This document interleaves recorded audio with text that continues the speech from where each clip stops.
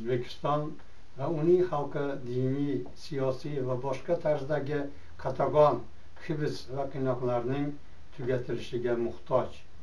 Mamlakatga iqtisodiy, ijtimoiy va siyosiy erkinliklar, islohotlar zarur.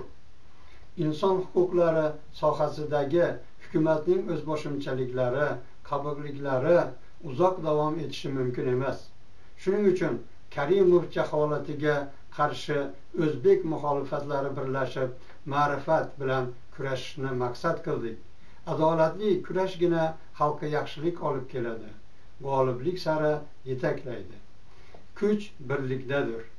Adolat va ezgulik yo'lida hamkorlik qilish, tajovuz va haddan oshish yo'lida esa hamkorlik qilmaslik shiori ostida biz Andijon Adolat va tiklanish tashkiloti, Erk demokratik partiyasi va tayanch jamiyati birgalashib ittifoq tashkil qilishga kelishdik.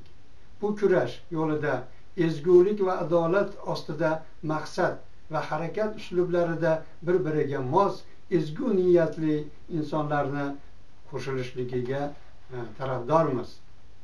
Zulmning tub mohiyati ezgu harakatlarni parchalab yo'q qilishdan iborat.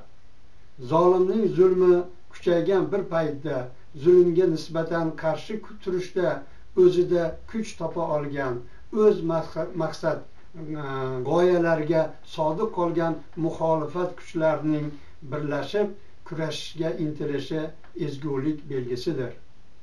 Ittifoq tuzishda asosiy maqsadlarimizdan biri O'zbekistonda xalqni boshqaradigan haqiqatparvar, odil hukumat kelishiga erishish, Andijon qirg'inining takrorlanishiga yo'l qo'ymaslik, kelajakda avtoritar rejimga yo'l qo'ymaydigan harakatlarni amalga oshirish, bugungi kunda zamonaviy fikrlovchi, el yurt taqdiri uchun javobgarlikni his qiluvchi, xalq manfaatlarini shaxsiy manfaatlardan ustun qo'yuvchi, tili bilan dili bir insonlar bir g'oya ostiga jamlanishligi zarur.